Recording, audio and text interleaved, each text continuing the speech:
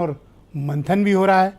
लखनऊ में आज तो दलित महासम्मेलन आयोजित होना था, वो भी शायद अभी स्थगित हो गया है, आज नहीं हुआ।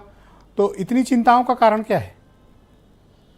देखिए, जो राष्ट्रीय पार्टियां होती हैं वो मंथन तो दिल्ली में खूब करती हैं, लेकिन उनसे कोई चमत्कार की बहुत उम्मीद ना करिए, क्योंकि यहाँ फैसले बड़े धीरे धीरे और सुस्ती से होते हैं। शोर मचता है ज़रूर, लेकिन जब खोदो पहाड़ तो निकलेगी चुहिया। तो उससे ज़्यादा बहुत बड़ा चमत्कार कोई हो जाएगा ये नहीं आप उम्मीद रखिए। सम्मेलन ज़रूर टल गया है, लेकिन कल गोरखपुर में दलित सम्मेलन होगा, वहाँ मुख्यमंत्री जा रहे हैं।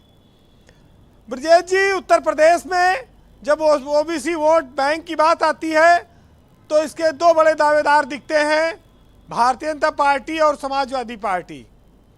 क्योंकि कांग्रेस के पास एक सांसद था, 2 विधायक हैं, मायावती के पास 1 विधायक है, और मायावती पिछली बार अखिलेश यादव के साथ मिलकर लड़ी थी।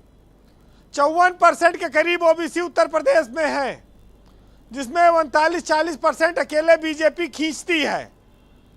बचा खुचा अखिलेश यादव के साथ समाजवादी पार्टी के साथ जाता है। मुसलमान और यादव के साथ जब कोई तीसरी जाति मिल जाती है तो समाजवादी पार्टी वहां जीतने लगती है, जीत जाती है। और बीजेपी ने क्या किया कि मोदी और योगी के नाम पर तमाम और ओबीसी लीडरशिप भी बढ़ाई, उनके समाज के बड़े बड़े नेताओं को पैदा किया और उनको आगे बढ़ाया, जिसका फायदा भी वो लेते हैं। लेकिन ये जो 39-40% वोट बैंक बीजेपी वाला था, इसका तिलिस्म घोसी के उपचुनाव में टूट गया। वहां पर बीजेपी रोक नहीं पाई अपने ओबीसी वोट बैंक को, वो सपा में भाग गया और वहां पर चौहान बिरादरी भी काफ़ी हद तक राजभर और तमाम सारे वोट टूट गए, जो भाजपा के बजाय। अरे भैया वीरेंद्र जी रुक जाइए जरा, एक बहुत बड़ी खबर आ गई हमारे पास कि टीम इंडिया ने श्रीलंका को रौंद डाला है। 55 रनों में पूरी श्रीलंका की टीम को भारतीय क्रिकेट टीम ने समेट दिया है और 300 से ज़्यादा रनों के अंतर से टीम इंडिया की जीत हुई है। और हमारे अमरोहा एक्सप्रेस यानी मोहम्मद शमी ने 5 विकेट लिए हैं, रिकॉर्ड कायम किया है। ये अब तक की श्रीलंका की ऐतिहासिक हार है और भारतीय क्रिकेट टीम की ये अब तक की वर्ल्ड कप में सबसे बड़ी विक्ट्री बताई जा रही है। बहनों भाइयों, वर्ल्ड कप चल रहा है क्रिकेट का और आज भारतीय क्रिकेट टीम ने श्रीलंका को राउंड डाला है।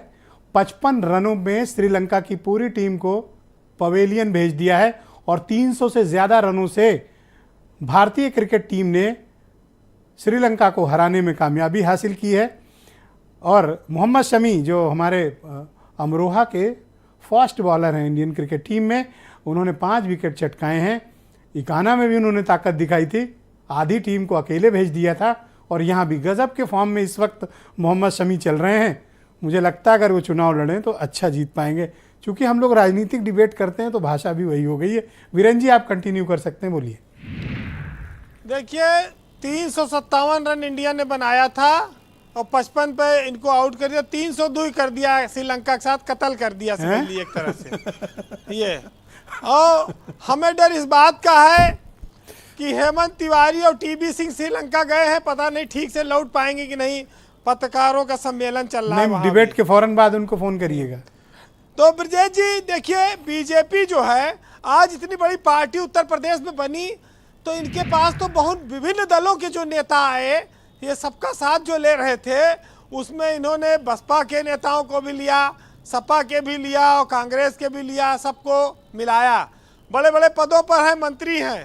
तब ये अच्छा नेता भी सब कबो नीला पहने थे, कबो भगवा, कभी हरा, जिसकी जैसी सत्ता वैसा पहन लेते हैं, हर रंग अपनाते हैं। और बीजेपी के पास इसका कॉम्बिनेशन है।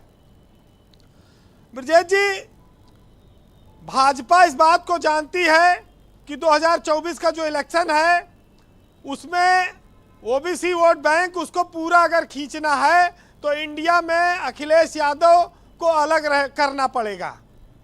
इंडिया गठबंधन जब से बना तब से मुसलमान और यादव ये सब बिरादरियां ये मान ली गई कि अब इनका एक वोट इधर उधर नहीं होगा।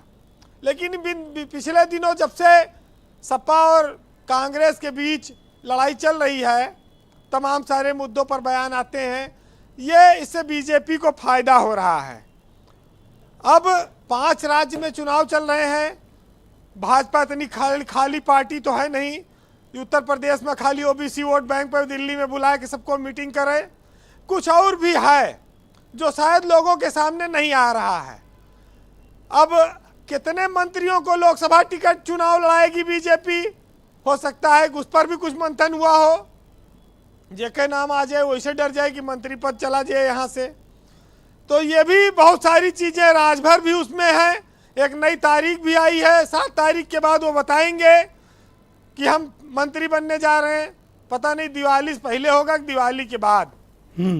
तो ये बड़ा इस समय बीजेपी, देखिए देश में जो उसको नुकसान दिखता है, उसने इसीलिए यूपी में लक्ष्य दिया कि हम 75+ जीतने का उम्मीद रखते हैं। लेकिन उसकी उम्मीद तब साकार हो जाएगी जब समाजवादी पार्टी और कांग्रेस अलग हो जाएंगे। अगर कांग्रेस बहुत होशियारी करेगी तो कांग्रेस के साथ वही होगा जो पिछले 2 चुनाव से मोदी करते आ रहे हैं।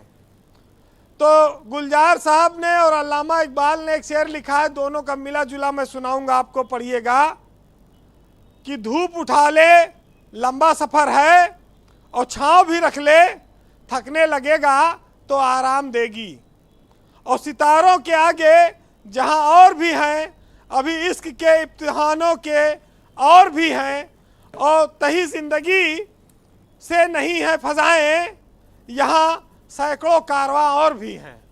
बहुत शुक्रिया आपका वीरेंद्र जी, बहुत बहुत धन्यवाद हमारे साथ जुड़ने के लिए और ग्राउंड जीरो से अपने इनपुट और फीडबैक हमें उपलब्ध कराने के लिए। भारतीय क्रिकेट टीम ने